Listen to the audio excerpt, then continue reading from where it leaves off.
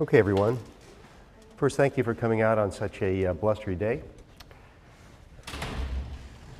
If you've not picked up your exam from your teaching fellow, you can do that after class today. And we're switching gears. We're moving from questions about how to manage chemicals in the environment to questions about how to affect conservation, and also especially how to allocate and manage land use and various natural resources associated with landscapes. And today I'm going to use an example, a history of a conservation effort in New York State known as the Adirondack Park that has a conservation history that now spans almost 130 years. One of the oldest parks in the nation, and it contains many terrific examples of a variety of different strategies to conserve resources and to protect the land. Now, no matter where you are in the world, and if you're interested in managing land use and managing ecosystems or biological resources, there are a variety of questions that I'd encourage you to ask. One is, first, to become familiar with property rights. How are they defined? Who has rights to which types of resources? And in this case, it'll become clear that it's important for you to think about property not as a thing, but as a set of social relationships. Property is often defined in law as a bundle of rights. But if I have a right that's defined and protected by law, then others have an obligation. So you can't really think about rights in the absence of consideration of obligations. And if you violate your obligation, the concept behind a property right is that the state or some level of government will have the capacity to monitor, to discover the defect, to enforce sanctions. So a second question that you need to consider is, what is the appropriate level of government to institute protective policy? Should local governments have this ability? Often they don't, because they have other obligations and their financial background is quite slight in comparison to state governments or the federal government. So thinking about the particular nature of a problem, whether it crosses especially political boundaries. So many watersheds, as an example, cross political boundaries. They cross town boundaries. They cross state boundaries. Many water bodies provide the boundary between political jurisdictions, as well as nation states. So thinking about the appropriate level of government to the kind of problem you're interested in managing is a really important task. How about participation in decision making? As you think about conservation strategies, what should be the role of the public in participating in the type of strategy that's chosen? And you might think of a tract of land that everybody feels is very special, perhaps because it has endangered species, perhaps because of its open space character, perhaps its wildness. You might think of a variety of different strategies to protect that if it's currently in private ownership. And one of those would be land acquisition on the part of the government. So many national parks, for example, particularly in the eastern United States, have been created through the process of land acquisition. And in some instances, the exercise of eminent domain. And we'll talk about eminent domain, where the government uses its authority to acquire property for public purposes, virtually by taking it away from the private owner, but providing compensation. Intensity of regulation. Regulation is another strategy. So you might simply adopt rules that govern density of allowable new development or the type of new development, whether it's residential, commercial, agricultural, industrial. And this is the origin of the idea of zoning. Land use segregation, land use density control, and often associated subdivision regulations, which are very specific and detail how development has to proceed, including lot sizes, shoreline access requirements. A variety of different restrictions are associated with subdivision regulations. How about the legitimacy of public value? If you create a really tough set of land use regulations and the property owners do not believe in the legitimacy of the regulation, it guarantees that you're going to have non-compliance. And non-compliance means that you're going to have extensive surveillance and monitoring costs and enforcement costs. So believing in the legitimacy of the public value is important. Often an educational process has to take place in order for people to understand why regulations are occurring. And in many cases, they're developed and adopted to prevent damage. The damage that might be induced by one property owner on an adjacent private owner. So the idea of deciding that you want to build a casino on your property, your neighbors might object to that, or perhaps a nightclub, so that there are a variety of different land uses that threaten other landowners in the vicinity. Property value often rises following conservation efforts, so the establishment of a park is very commonly followed by adjacent land values increasing quite dramatically, and I'll provide you with a couple of examples of that. Density restrictions, land use segregation, aesthetics.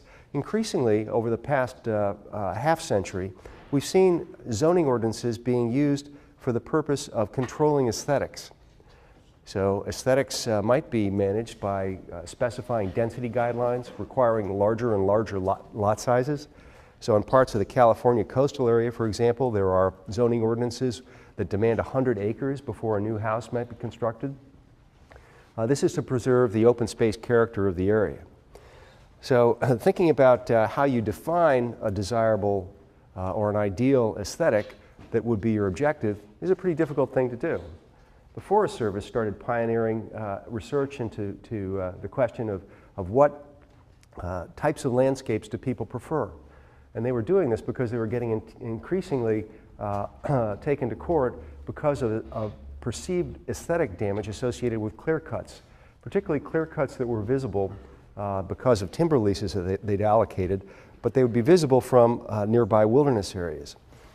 So they decided that they would establish a variety of social experiments where they would test people's preferences for different kinds of landscapes, ranging from the wild to the fully domesticated agricultural to intense urban centers.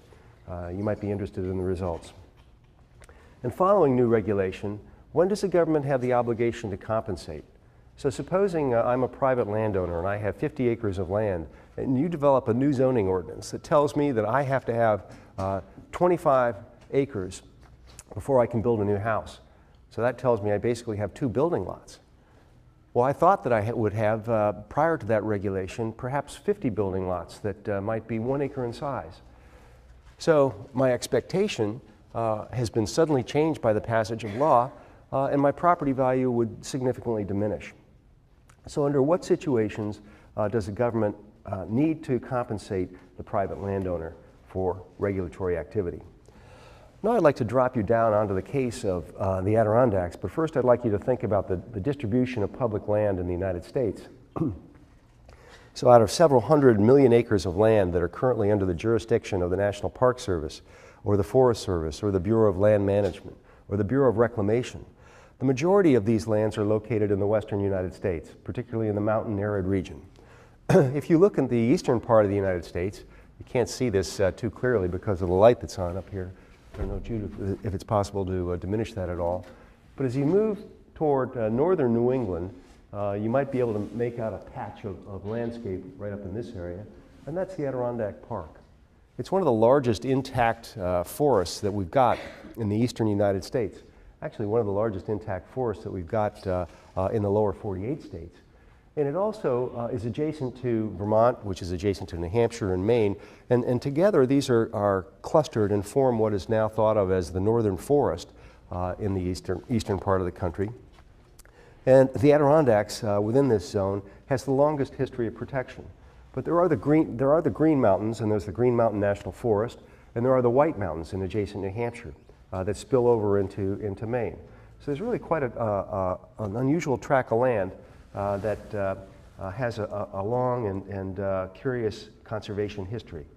Again, a bit of a closer look at the Adirondacks. Now, as you look out across this landscape, you might think of it as wild and natural, but in reality, it's the location of intense conflicts over competing interest groups about how they might best gain access to public lands. This is the Adirondack Forest Preserve, protected since the 1880s. If you look back at the history of conservation effort in the nation, Yosemite was deeded to California in 1864. Yellowstone National Park was created in 1872. And the Adirondack Forest Reserve was created in 1885. It was transformed into a park a few years later.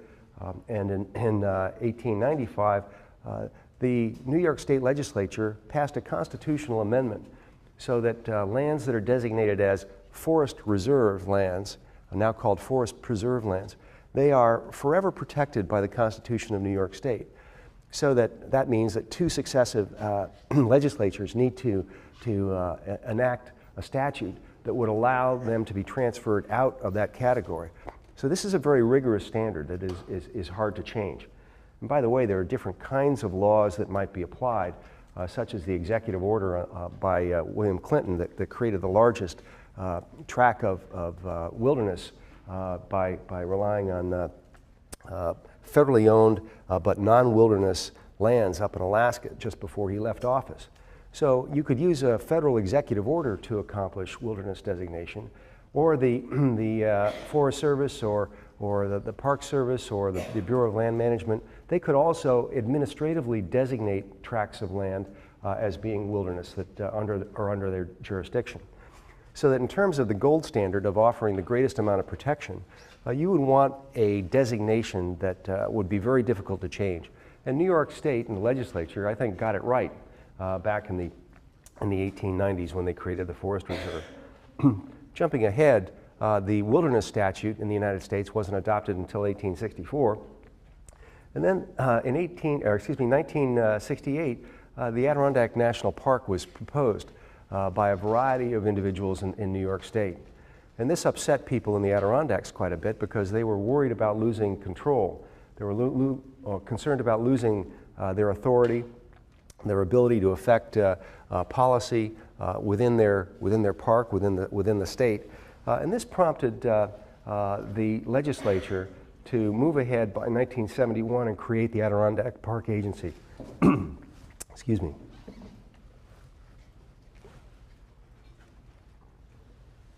And then by 1973, the Adirondack Park Agency land use plan and regulation went into effect. And this really will be the topic of the discussion today. Thinking about the forces that lay behind the development of the statute, you might consider the Erie Canal.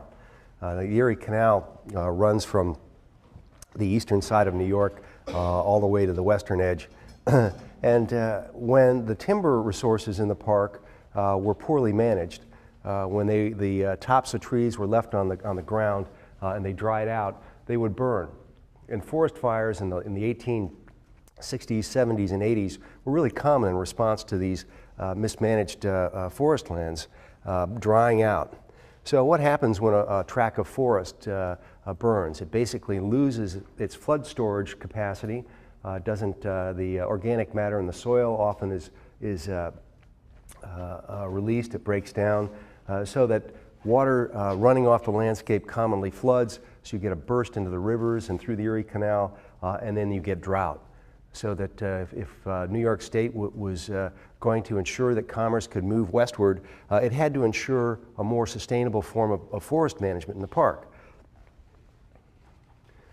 Now also think about what was happening in the middle of the 19th century.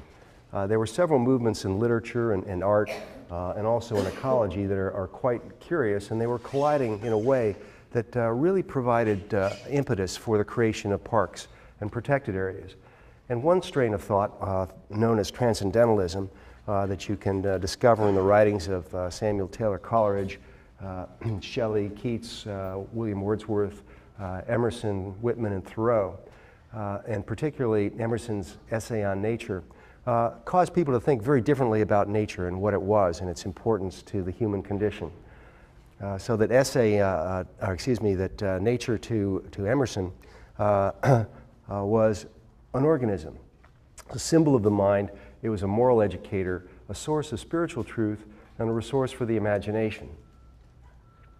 And at the same time, George Perkins Marsh was writing, and he produced a book called Man and Nature, talking about the destruction of forests and how that might lead to the decline of civilizations.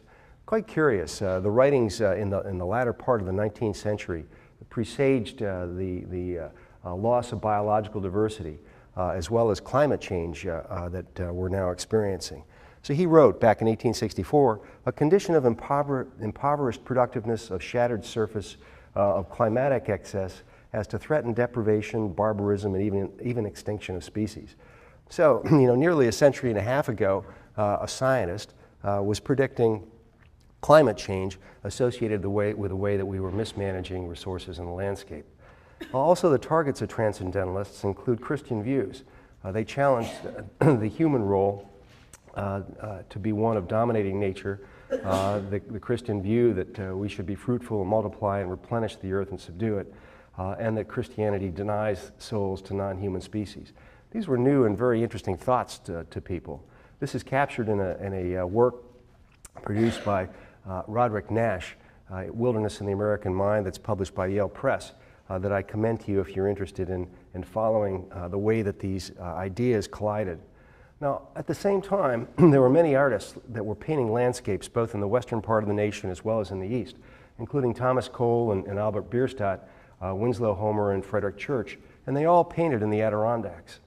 So think about the fact that people were reading the transcendentalist literature at the same time that these art shows were traveling around not just the United States, but traveling around the world, giving people a very different impression of what it was like in the more remote parts of the United States. So Winslow Homer has painted more in the Adirondacks than the others, so I just thought I'd show you his work on two guides, the hunter and the fisherman, basically celebrating the experience of being in the outdoors. I'm going to fast forward on you to the middle part of the 20th century, when you recall that I argued that the interstate highway system was built largely in response to concerns about the Cold War, but this network eventually ringed the Adirondack Park, and it made it accessible by the early 1960s to more than 10 million people within a day's drive. So access is really a critical determinant of property value and also the rate of development. By the 1960s, the mid-60s and 1970s, increasing leisurely time, increasing demand for recreational opportunities led to increasing property values within the Adirondacks. People were looking for second homes. The development industry was booming, not just here, but also in the vicinity of Bar Harbor in Maine, in the vicinity of Grand Teton in Jackson, Wyoming, also in the Sierras, so that the population in the United States wanted access to remote recreational opportunities. There was a real interest in wildness and in nature, particularly in the concept of wilderness. And quite honestly, I'm surprised at your generation. I don't see the same interest in wildness or wilderness that was very prominent in people's concerns about conservation back in the 1970s. So that many in the legislature in New York became concerned about development being financed with international capital in the park, rapid cutting of the forest, rapid development, particularly along shorelines, and rapid increases in property value. In some communities, communities that had populations of only 300 people, new projects were proposed up to 10,000 new units in size. If you then extrapolate that one new housing unit might house on average 2 to 3 people, this could multiply the population of a community by 10 or even 20 times. So what would that mean for that community? What would it mean in terms of its need to invest in institutional support for the community? And by that, what do I mean? Well, how about road development, highway development, school systems, fire, police? So that economic pressure was being brought to bear on these communities that already were the most impoverished in New York State. That band of forest that I pointed out to you in northern New England is demographically quite interesting. It's grown to be bimodal in terms of income distribution, dominated more heavily by the poorest, but also there are increasing numbers of private property owners who own second homes. But they don't vote there. They don't vote in the Adirondacks, and many of them don't vote in New York State. so that this bimodal distribution creates a very interesting political dynamic, a tension between those that have always lived there that are poor, as opposed to those that have the capacity to buy the new houses and bring their conservation values to the Adirondacks. So this statute was really unusual. And the preamble to the statute includes this language: local governments in the Adirondack Park find it increasingly difficult to cope with the unrelenting pressures for development being brought to bear on the area, and to exercise their discretionary powers to create an effective land use and development control framework. Now, the mission statement of this law is really quite complex. The basic purpose of this article is to ensure optimum overall conservation, protection, preservation, development and use of the unique scenic, aesthetic, wildlife, recreational, open space, historic, ecological, and natural resources of the Adirondack Park. So within this mission statement, you should immediately see a number of potential conflicts. How can you at once maximize conservation at the same time you're maximizing development and use?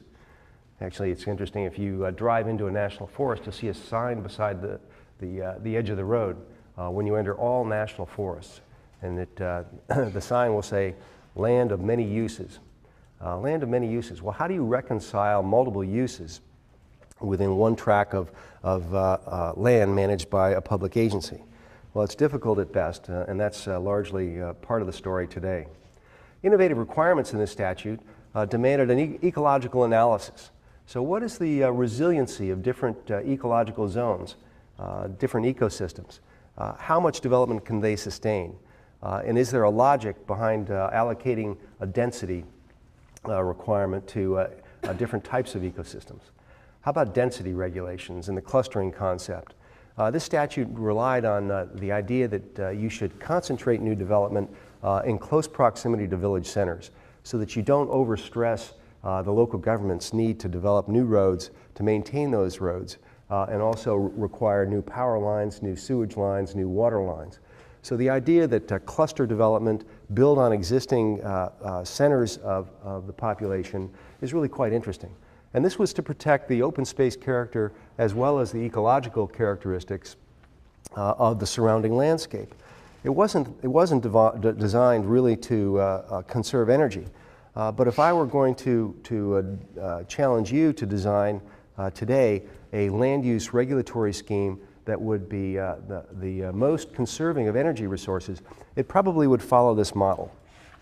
And it would follow the model because if you have people living closer together, you are clearly not going to use as much fuel moving around between shopping and recreation and school and other activities. So if you increase the density, you increase the density restriction, you increase the amount of land area required before a new house might be developed between the village centers, then that would discourage development in those areas. And in the case of the park, inside the centers, there's no density restriction at all. So it's an encouragement basically to build up. Between the village centers, in the more remote areas, there's a requirement that you have 42 acres before a new house can be built. 42 acres is a lot of land. 42 acres in Connecticut, most Connecticut is zoned on average 1 acre per new unit. So 42 units might be placed in that zone, but only one could be placed on that area within the Adirondacks. It also required setback requirements. Setback requirements from especially water bodies, streams and lake shores. And this wild to urban continuum was designed really with an aesthetic purpose to try to protect the park-like character of the area. It also had a provision that was really new back in the 1970s to offer specific protection for agricultural lands.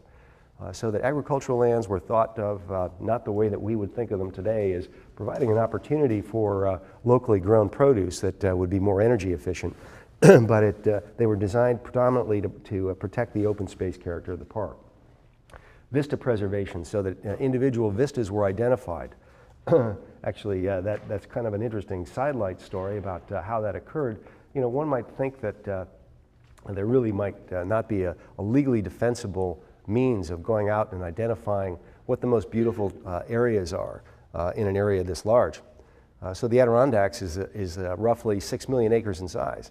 It's larger than Yosemite, Yellowstone, and Glacier National Parks put together. So that wandering around and trying to figure out where the ideal vistas are located was a challenge that the park agency had to confront. They were required to do that by statute. The reality of how they did it is that an engineer and a surveyor got into a pickup truck with a case of beer and drove around for a weekend looking for what they thought were pretty landscapes. They put pins in a map, and lo and behold, these pinholes in the map translated into legally binding regulations that prevented development of different forms in the vicinity of the scenic vista. Wetlands and wild and scenic and recreational rivers were also designated. The definition of a wetland is actually quite interesting and quite difficult. Today, as I was coming in to give the lecture, I noticed that areas that normally look dry had standing water in them. So that low-lying areas can be quite deceptive if you're not there during extreme rain events. So that wetland designation gave the Adirondack Park Agency jurisdiction to deny development. People were not allowed to build in wetlands, period. Now, most states have wetlands laws as well, not just in the Adirondacks. Most states do not have wild, scenic, and recreational river statutes that provide an overlay on top of the Adirondack Park Agency statute. Finally, the provision that stirred terrific controversy was that the zoning authority that previously was held by local governments was overtaken by the state government.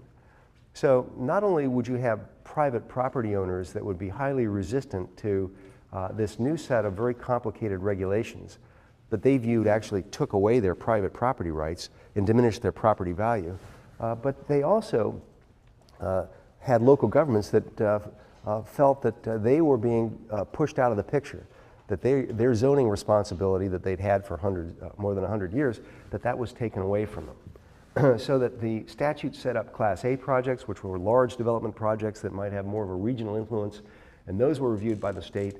And Class B projects were reviewed by local governments, but only if the local governments adopted the state standards to apply to those projects. So if you were given the responsibility to develop an ecologically grounded approach to land use regulation, what would you do? Well, you probably would go off and conduct an inventory of what resources are there in the park. You'd look for aquifers. You'd map them out. You'd map out surface waters. And you'd map out setback distances from those surface waters to try to be sure to protect water quality. You take a look at superficial geology, particularly areas that had shallow soils or soils that had clay beneath it. Adirondacks is rather famous for its clay, which means that you have a clay impervious surface that is often only 1 or 2 feet beneath the top of the landscape. That means that if you're going to put in a septic system, and a septic system basically means that human sewage from a facility or a house goes down into a pipe, it goes into a holding tank where solids settle out, and then fluid drains off and it leaches out through pipes that have holes in the bottom of them and then down through a bed of sand. But if there's a clay area that lies beneath the sand, that means that the sewage is going to stay close to the surface. It's not going to dissipate, it's not going to break down, and it means that bacterial contamination of surface water supplies is much more probable. General soils characteristics were also mapped. Elevation was mapped, and I'll tell you more about that in just a second, as well as land use. Where are the residential areas? So that the idea of clustering development in close proximity to where existing development was a critical way of thinking about this.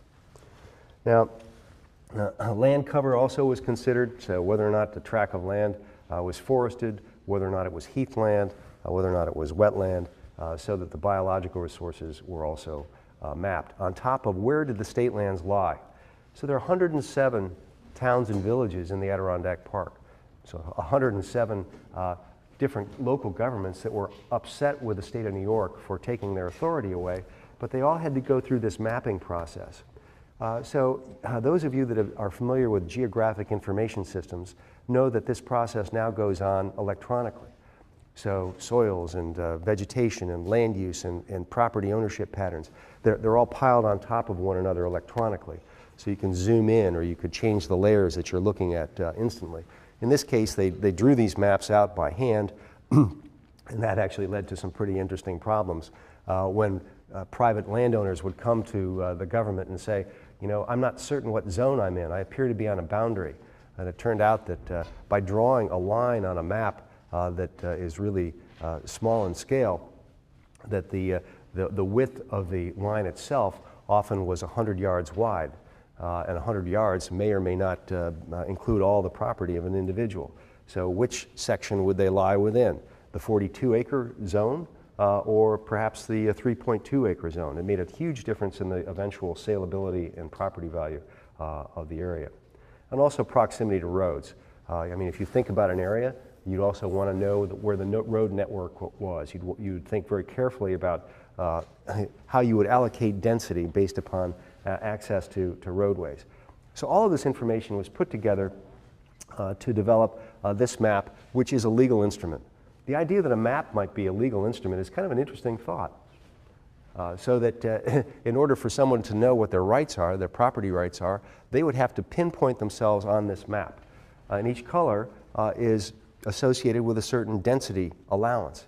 So if you are located in the green, that means that you need 42 acres in order to develop a new house. If you're located in the yellow, that's 8 acres. If you're located in the red, then you only need 1 acre. And if you're located in the village centers, that's designated as brown, you have no density requirement at all. By the way, you've heard about cap and trade. Well, the cap and trade idea can be applied very well to a situation like this, so that you might allow trading rights under certain circumstances within a designated boundary, perhaps within a community. So that the idea of transferable development rights is something that we'll talk about next week.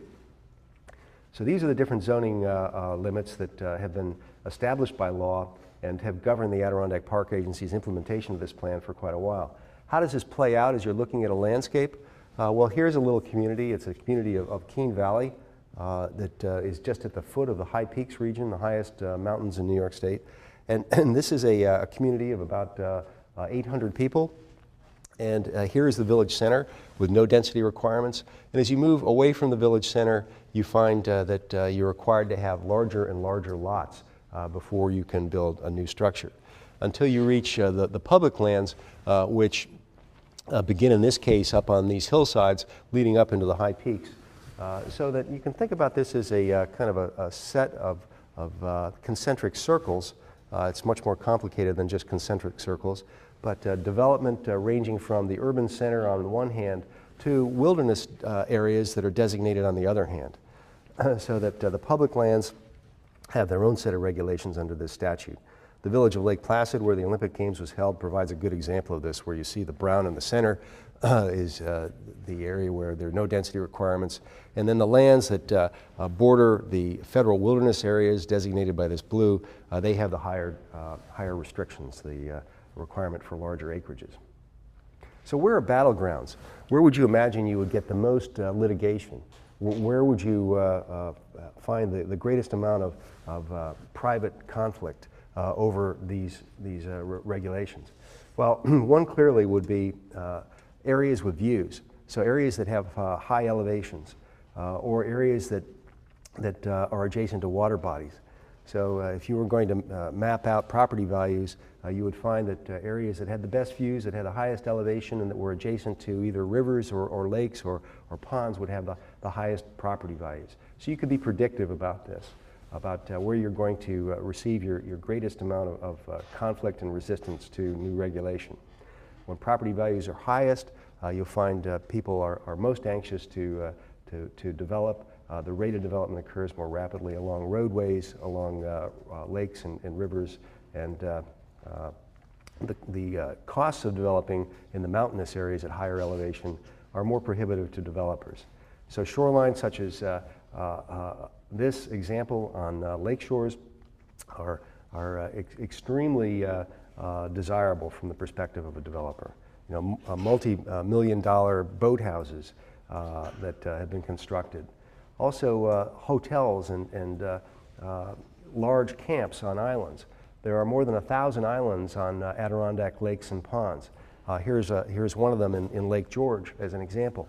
Lake George provides the water supply for its town, so that the water is treated with chlorine like New Haven's water is. It's filtered in a very rough way through sand, but it's not filtered by activated carbon, which could remove a variety of different kinds of organic pollutants that might be in the water supply. So in this situation, if this facility had its own leaching field, you'd be worried about it, because most of the islands in the Adirondacks are basically mountains of bedrock that have very shallow soils on them, that have very low capacity to absorb human sewage. So that there is a considerable conflict between the developer's interest to build adjacent to water bodies and the concern of these communities to protect their water supplies. Another good example over a prime development land from the perspective of the investor would be a scenic vista such as this. This is one of the 40-odd scenic vistas that have specific development restrictions, so that it sits on just adjacent to Mount Van Hoevenberg and overlooks the Adirondack High Peaks. And a developer, McDonald's Corporation, decided this was a site that they wanted to put a McDonald's up for when they were preparing for the Olympic Games. They didn't want to go next to Wendy's or to build their Golden Arch next to a Burger King, and there was a strip already built in Lake Placid just nearby, but their vision of what might look best in this area was something like this. Well, the restrictions in the map, the fact that the surveyor and the other park agency employee had put a pin in this area, gave the state of New York the authority to deny a permit to this developer, simply based on aesthetic grounds. The developer eventually did construct McDonald's next to the Wendy's and Burger Kings on the Strip in Lake Placid. Here's another example of a developer that proposed a several hundred unit condominium complex on the edge of Lake Placid. Lake Placid, like Lake George, also provides water from the lake to its community as their drinking water source. And they're very sensitive about different threats to it, whether or not it's motorboat use or whether or not it's new development on the lakeshore. This is a very large and beautiful lake, and the water quality is extraordinarily high. So here you see that part of this complex is a golf course, but they wanted to build hundreds of additional condominium units. And the argument that a developer will make is often what I call technologically optimistic. You know, we can build this without causing any decline in water quality within the lake. We will have the state-of-the-art sewage treatment system. We will be sure that no sewage reaches the lake. We will also construct our buildings, which they wanted on the edge of the lake, in a way that would not cause sediment to flow into the lake, so that there would be no diminished water clarity. The water clarity issue is often a very significant point of debate with respect to new development. In Lake Tahoe, it's been extremely important because the clarity of Lake Tahoe, for those that have been there, is exceptionally high. They measure this by a Secchi disc reading, which is just a disc that they drop down into the water, and you can see that disc in Lake Tahoe at about 50 feet in depth, which is really pretty remarkable. But gradually, over several decades, the visibility declined, and it was because of development on the lake shores. It was because of sedimentation and also runoff from adjacent agricultural uses or runoff from streets and roads and parking lots that were building up inside the watershed. So that most communities that have lakes of extremely high quality have this concern, and it justifies their adopting tougher zoning regulations. In this case, when I worked in the Adirondacks, I happened to be responsible for the state of New York's review of the project, and remember very distinctly the initial proposal and my response requesting additional information that was about a 50-page letter that I and colleagues wrote that we felt we needed in order to understand the environmental impacts of this development on the lake. Well, the developer decided that they would scale the development back quite substantially. They wanted a marina, for example, that would be suitable for at least 100 motorboats. But the villagers in Lake Placid didn't want motorboats. Motors on boats are notoriously inefficient, meaning that much of the fuel is burned, but there is a proportion at that point in time. It was between 10 and 12% for the standard engines that were being used on motorboats is simply shun it into the water, so that slicks are common around marinas that really are evidence of their inefficiency. So gradually the proposal was whittled back from several hundred units to several dozen units. The developer agreed not to build the marina. He agreed also to put the buildings back further from the water to protect it from sedimentation and protect the water clarity. And the total amount of impervious surface allowed was also restricted. So the number of parking spaces, for example, or the size of the tract of land that they owned that could actually be covered by an impervious surface. So these are all regulatory tools and strategies that could be used to protect this area. In addition, a darker color for the buildings was required, and building height was restricted. And this was to protect the character of the area. If you were looking at this site from the middle of Lake Placid, looking back at mountain peaks and looking at the public lands that lie back here, it's a very natural looking landscape, and that was something that was protected by the statute, so that the Adirondack Park Agency had the authority to say, well, sorry, you've got to make sure that your building is dark in color and that it's not higher than X stories. So that what's really driving the concern about this is underlying instincts, underlying ideologies about appropriate uses of land and appropriate definitions of private property rights. A libertarian instinct as opposed to an authoritarian instinct.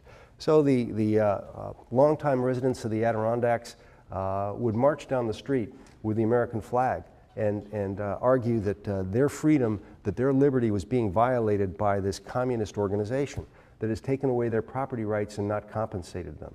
So the centralization of authority has been the primary mechanism of affecting conservation policy in the United States.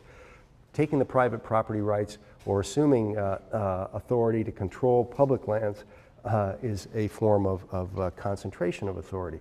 Also the ideology of utilitarianism, that these resources are there for human benefit and human use, and we ought to be allowed to gain access to them. We ought to be able to cut down the timber on forest preserve land. We ought to be able to ride our snowmobiles across these trails.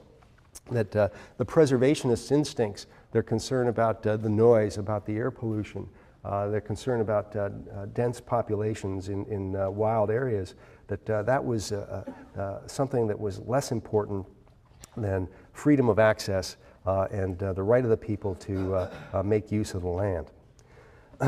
So some of the towns already had a high percentage of ownership in state lands, and this created a very different kind of problem. So you know that towns get the majority of their income from property taxes. They get some state subsidies for a variety of purposes, including schools, but also for transportation and sometimes for medical facilities. But a town such as this town has the majority of its land in public ownership already, which means that it has a highly restricted private tax base, so that the state of New York pays payments in lieu of taxes, but these really are not comparable to the kind of income that could be generated if development were unregulated, if they were allowed to build more rapidly. Another example of a conservation strategy is demonstrated by this case in the town of Keene. There is a long strip of land that's privately owned by the Ausable Club that extends back perhaps 6 miles in length and maybe a half a mile wide.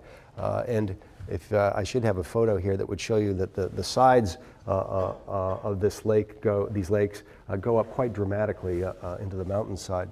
It's owned by a private club, and the private club decided that they were going to self-restrict their development rights, but that they were going to sell those development rights to the state of New York. So the state of New York did not take over complete ownership of the land, but remember I said that property rights might be thought of as a bundle. They sold off the developable rights to the landscape while maintaining the underlying fee ownership, so that they were able to do this in a way that reduced their tax burden.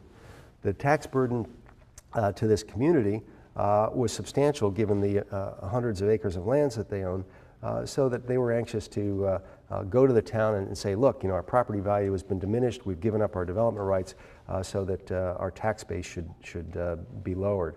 There are a variety of different instances where the Nature Conservancy throughout the United States has affected this strategy, and it's less expensive than the state going in and buying up all rights to the land, and it does offer this benefit for those that feel like they do not want to see the area developed any further. So in this debate, as in many debates, who are the key actors? Who are the stakeholders that are common? Well, there are interesting tensions between conservationists and environmentalists, particularly in respect to the intensity of use of public lands. So that in the Adirondacks, for example, you would have the Adirondack 46ers that pride themselves in having climbed all 46 peaks in excess of 4,000 feet in elevation. And then you'd have the environmentalists. And they were often at odds about what the right way to manage public lands ought to be. There were recreational user groups, as there are surrounding all public lands in the United States. And these might vary from cross-country skiers to snowmobilers, to downhill skiers, to timber companies, to oil companies, to those that feel like there are values associated with those public lands that they want access to, that they can make a profit from. There are tourist corporations as well that always surround these tracts of land. Outfitters in the western part of the United States, horseback trip offerers, and another good example might be what happens with the tour boats and the cruise ships up in Alaska. There are also, as I mentioned earlier, there are commonly serious conflicts between permanent residents that are more anxious to see additional development in the park and the seasonal residents that are trying to basically keep it as undeveloped as possible. And there are tensions among government agencies. The agency that existed before the Adirondack Park Agency was the state's Department of Environmental Conservation, and it had authority before the 1973 Act to administer public lands. So if you suddenly give that authority and policy-making responsibility to a different organization, you're going to have terrific resentment on the part of the agency that formerly had that authority. Just like local governments were resentful about the state assumption of authority.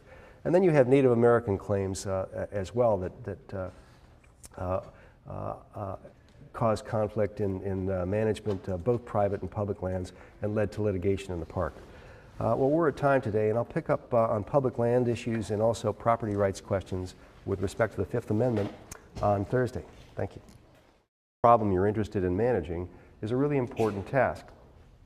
How about participation in decision making? As you think about conservation strategies, what should be the role of the public in participating in the type of strategy that's chosen?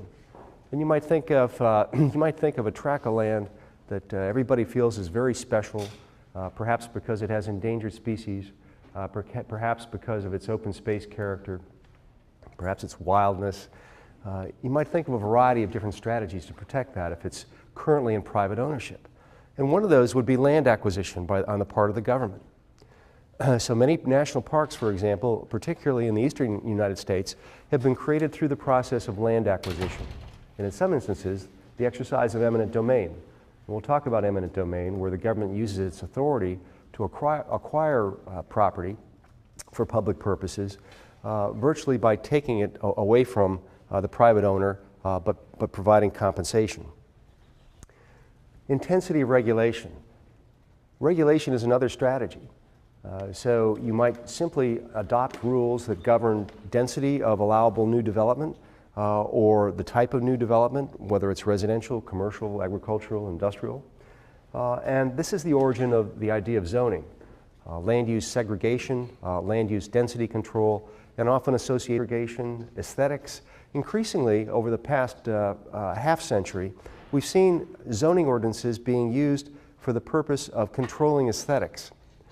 So aesthetics might be managed by specifying density guidelines, requiring larger and larger lot sizes. So in parts of the California coastal area, for example, there are zoning ordinances that demand 100 acres before a new house might be constructed. This is to preserve the open space character of the area. So thinking about how you define a desirable or an ideal aesthetic that would be your objective is a pretty difficult thing to do.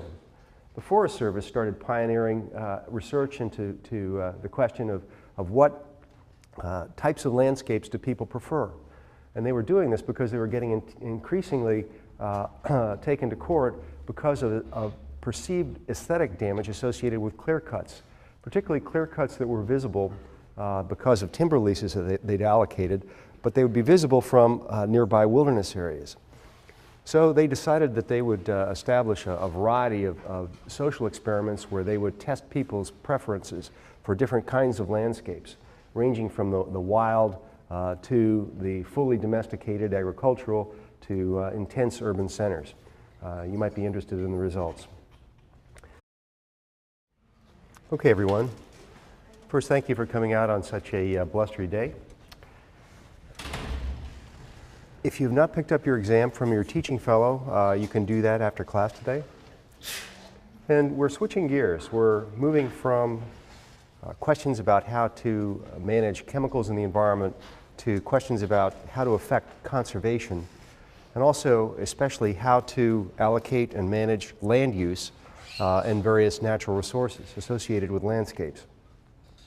And today I'm going to use an example, a history of a conservation effort in New York State known as the Adirondack Park that has a conservation history that now spans almost 130 years. One of the oldest parks in the nation, and it contains many terrific examples of a variety of different strategies to conserve resources and to protect the land. Now, no matter where you are in the world, and if you're interested in managing land use and managing ecosystems or biological resources, there are a variety of questions that I'd encourage you to ask. One is, first, to become familiar with property rights. How are they defined? Who has rights to which types of resources? And in this case, it'll become clear that it's important for you to think about property not as a thing, but as a set of social relationships. Property is often defined in law as a bundle of rights. But if I have a right that's defined and protected by law, then others have an obligation. So you can't really think about rights in the absence of consideration of obligations. And if you violate your obligation, the concept behind a property right is that the state or some level of government will have the capacity to monitor, to discover the defect, to enforce sanctions. So a second question that you need to consider is, what is the appropriate level of government to institute protective policy? Should local governments have this ability? Often they don't, because they have other obligations and their financial background is quite slight in comparison to state governments or the federal government. So thinking about the particular nature of a problem, whether it crosses especially political boundaries. So many watersheds, as an example, cross political boundaries. They cross town boundaries. They cross state boundaries. Many water bodies provide the boundary between political jurisdictions, as well as nation states.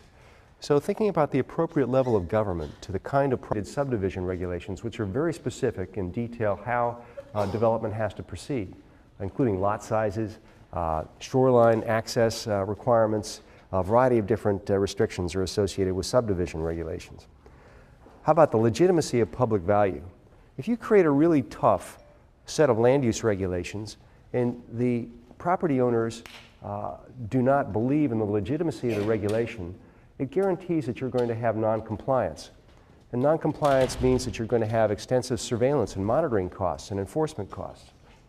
So believing in the legitimacy of the public value is important. Often an educational process has to take place in order for people to understand why regulations are occurring. And in many cases, they're developed and adopted to prevent damage. The damage that might be induced by one property owner on an adjacent private owner. So the idea of deciding that you want to build a casino on your property, your neighbors might object to that. Or perhaps a nightclub, so that there are a variety of different land uses that threaten other landowners in the vicinity. Property value often rises following conservation efforts. So the establishment of a park is very commonly followed by adjacent land values increasing quite dramatically. And I'll provide you with a couple of examples of that. Density restrictions, land use segregation,